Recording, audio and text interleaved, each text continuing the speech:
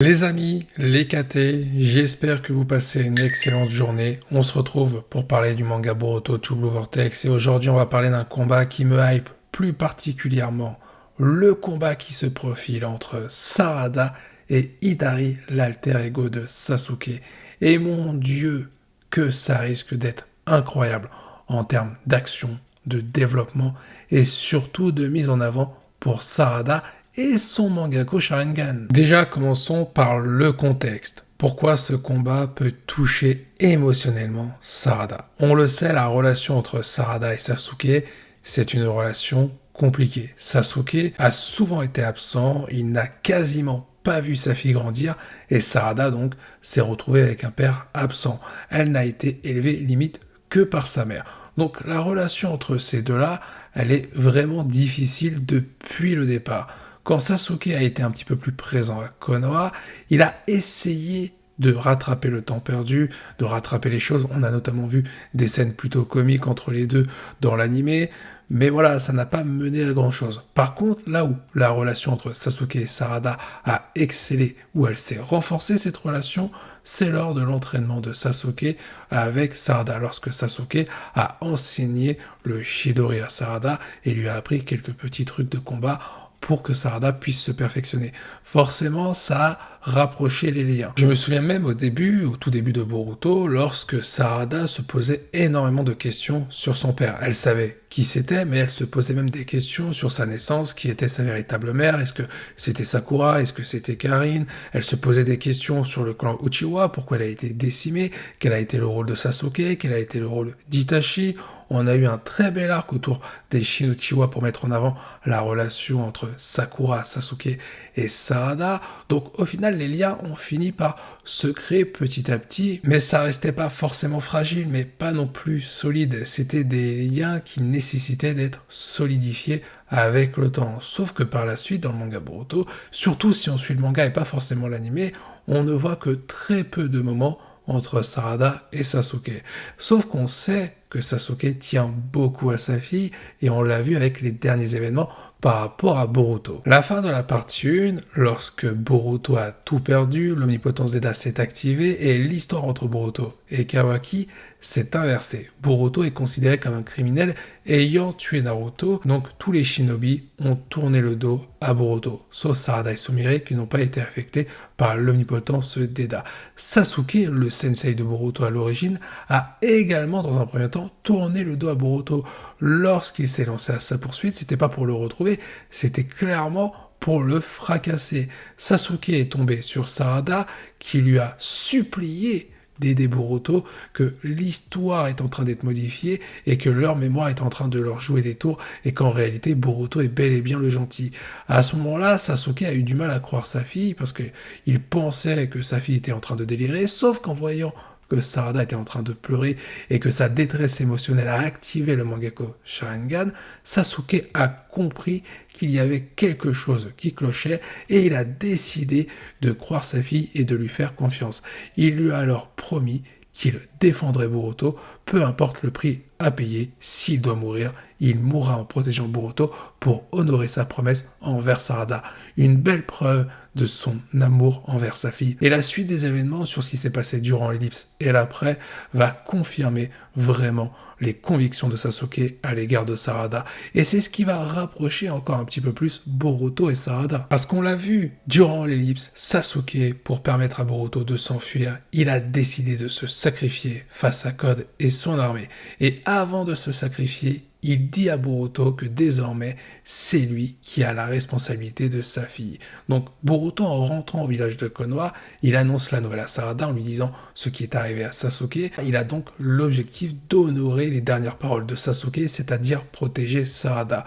Au final, il y a un triangle relationnel qui s'est créé. Sarada a demandé à Sasuke de protéger Boruto, et Sasuke désormais a demandé à Boruto de protéger Sarada pour tout simplement honorer à la base au final les paroles de Sarada à l'égard de Sasuke. Les trois se sont rapprochés même à distance, ce qui va donner un duo qui va devenir encore plus complice entre Boruto et Sarada.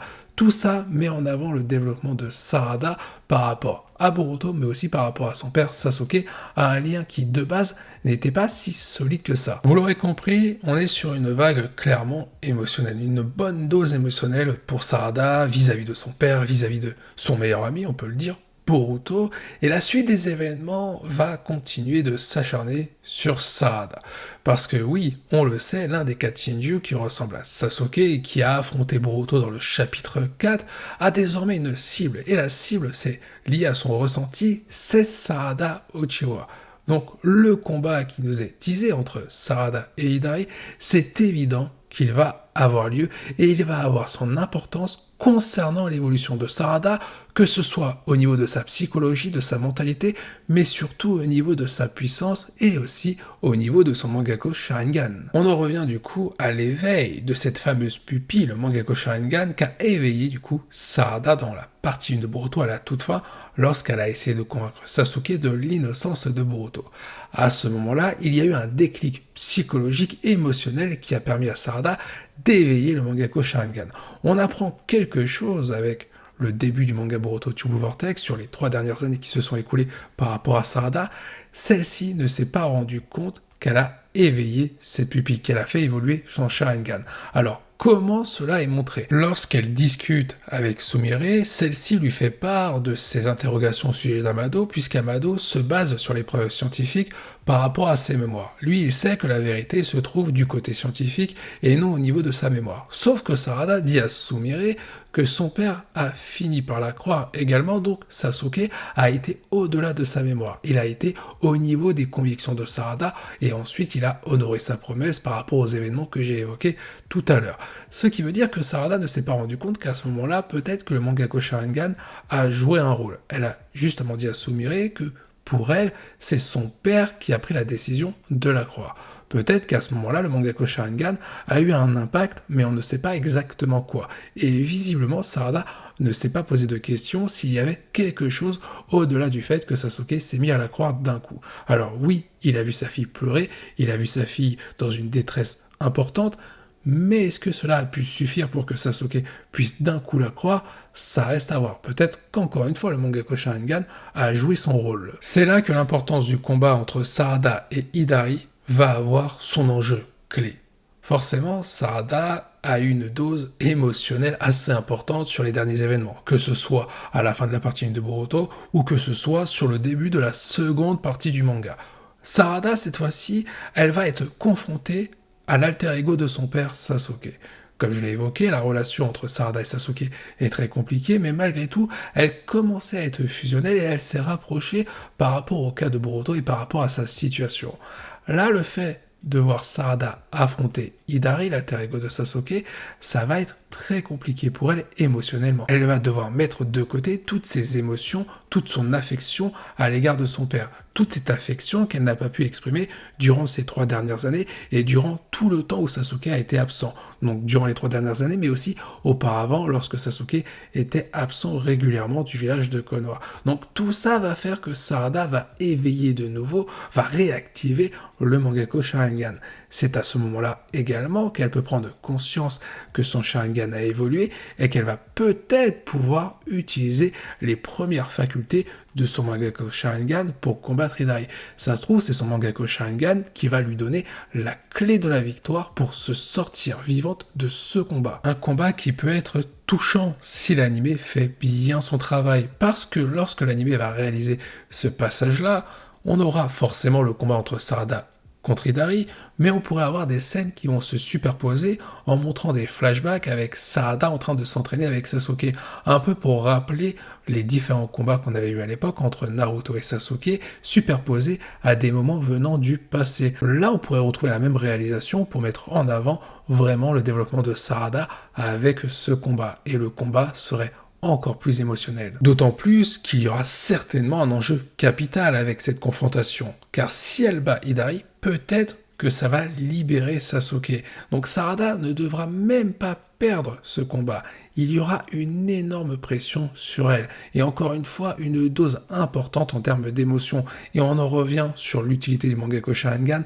C'est évident que lors de ce combat, le Mangekyo Sharingan de Sarada aura son utilité. L'adversaire est coriace également. Il y a 2 Rinnegan du côté d'Hidari. Donc Sarada devra se surpasser dans tous les domaines. Reste à savoir si ce combat peut aller encore plus loin en termes de développement, si on peut approfondir tout ça.